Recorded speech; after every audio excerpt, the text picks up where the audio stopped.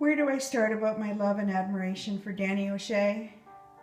I really can't remember Danny not being a part of my life until we lost him to cancer last year. When I first met him years ago, I never realized how much he would end up meaning to me. Okay, there was a short span of 15 years where we lost each other, and it wasn't because I didn't try to find you.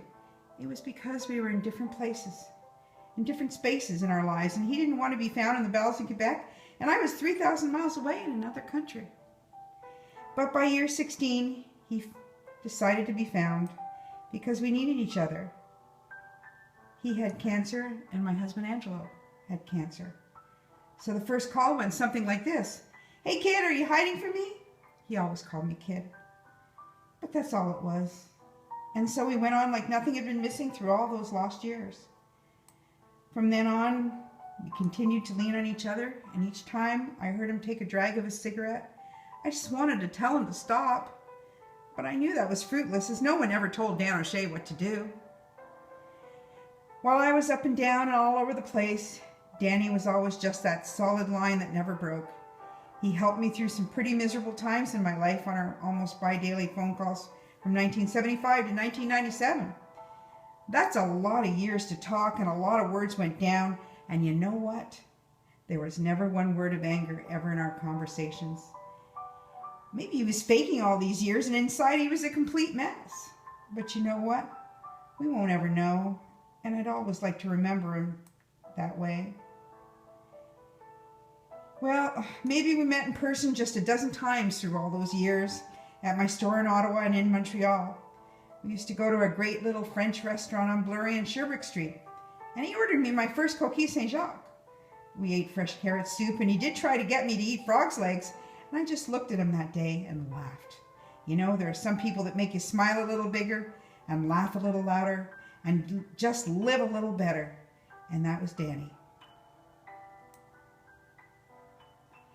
You know, he found a picture of Queen Victoria one day hidden in a wall in some loft on St. Denis Street that he knew who would want it. Me. Later, when I needed money, I reluctantly sold it, but he came up with an old antique altar that still sits in my solarium. And today, and each time I look at it, I remember the day he brought it to me in Ottawa. The snow was coming down in buckets, and there were road closures everywhere. But Danny wanted to make sure I got it. I think we had both had years we wanted to forget in life, and when we talked, we knew each other's best stories as we both had lived them. Each of us had led crazy lives, and Danny used to run Vietnam War deserters hidden in a secret desk, and I was busy protesting the war at Place Ville Marie and writing to soldiers in Vietnam.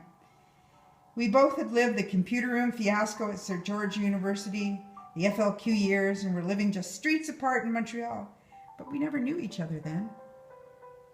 I guess it's just the friends you meet along the way that are the ones that help us appreciate the journey. Now you're gone, Danny, and I'm still here, you know. You made my life better just being in it. My biggest regret is that we never took a picture of each other together. There just were not selfies in those days, I guess. But in reality, I guess we never ever thought we would need the memories. Saturday, your ashes will fly like the wind on top of Montreal, Mount Royal. Hopefully that day, the air and the clouds will be pure and fine, just like you, and why shouldn't it be? As Mark Twain said, it's the same air the angels breathe, and you were my angel all those years. When I count my blessings, Dan O'Shea, I count you twice. Here's looking at you, kid. I'll see you soon. You will always be the brother of my soul and the friend of my heart, Linda. Dan O'Shea died last year after a valiant fight with cancer in Montreal. For years, he was the one that made all my leather belts and accessories for my store flash Cadillac. I would send him a design and he would just create it. He was that good. He was my friend from day one and always will be. His ashes are being scattered on top of Mount Royal in Montreal, and I cannot be there. So I send my words that his son Kyle may be comforted to know that his dad was one hell of a man. Kyle, you were the sunshine in his day, the joy in his soul, and the love of his life. Always remember that. And just follow his example, not his advice. Much love to you, Kyle, and the O'Shea family. I miss your dad desperately. Love you.